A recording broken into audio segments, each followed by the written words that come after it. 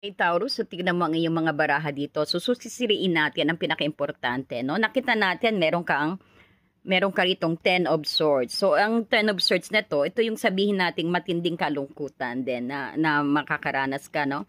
Ito yung isang relasyon na nagtapos na sabihin natin masakit na nagdulot ng matinding kalungkutan sa iyo. No, ito rin yung pagkabigo, yung tinalikuran ka.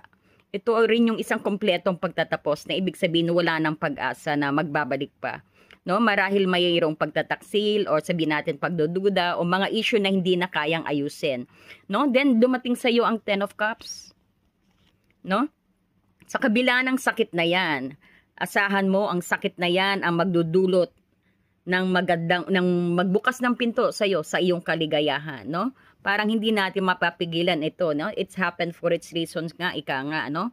So itong Ten of Cups nito, ito ay simbolo na tunay na pag-ibig, masayang pamilya at kumpletong pagkakaisa. So ipinapahiwating nito na yes, masakit magtapos dahil ito nga sa Ten of Swords mo, no? Iyon ay kinakailangan, no? Upang mahanap mo ang taong magbibigay din sa iyo ng tunay na pag-ibig at kapayapaan na hinahanap mo. Ito na rin siguro ang forever mo, no? Kasi bubuo kayo ng pamilya.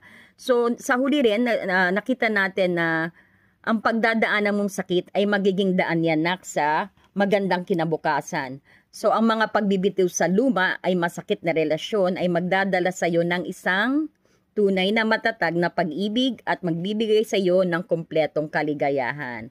Ayan, no? So, good luck sa iyo, no? At meron din sa yung nag-i-invite na makipag-date, no? So, nakita natin, this is Queen of Cups, napakagandang baraha, no? Napaka maalalahanin, maalaga, no? Mabait, no? Maaring siya ang dumating sa iyo na mag-fulfill ng Ten of Cups. Ayan. Thank you and God bless you.